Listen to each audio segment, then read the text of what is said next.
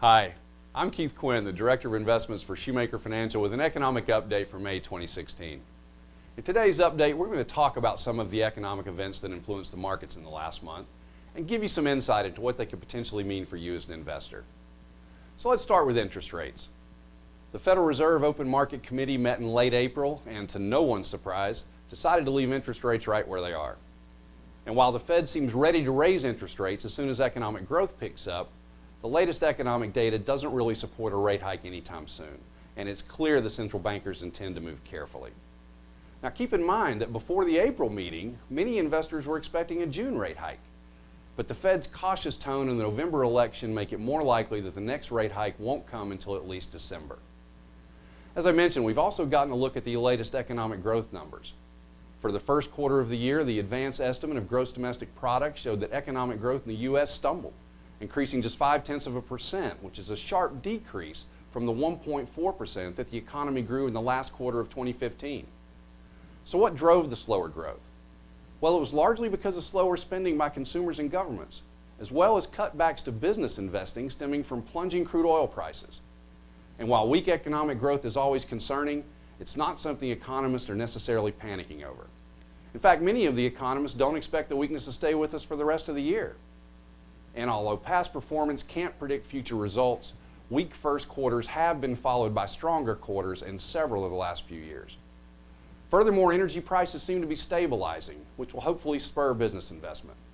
And consumer spending is also expected to rebound, which is supported by the latest retail sales report, which showed a 1.3% gain in spending in April. As for earnings, first quarter earnings season kicked off in April, and the low expectations investors had about performance paid off, because they left plenty of room for positive surprises. Out of the 455 S&P 500 companies reporting so far, earnings were down 7.1% from the first quarter of 2015, and revenues were down 1.7%. However, over 71% of the firms reporting were able to beat expectations, showing that their management teams did a good job preparing for this market. And even when the earnings picture is weak, better than expected results can definitely give individual stocks a boost. But overall, we can see that U.S. firms struggled for growth in the first quarter. The energy sector was a serious drag on the overall S&P 500, with the sector's earnings down 107.2% over the same period last year. The technology sector also generally underperformed, as some of the big names failed to live up to the expectations they had built over the previous quarters. However, a 4.2% decline in the U.S. dollar relative to our major trading partners did provide some long overdue relief in international sales numbers for the first time in over a year.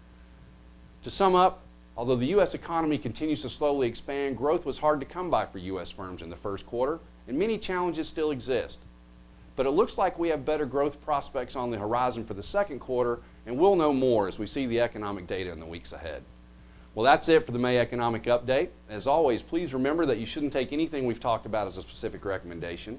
And if you have any questions or concerns about what we've discussed, or would like to discuss your personal financial situation in more detail, please give your advisor a call at 901-757-5757.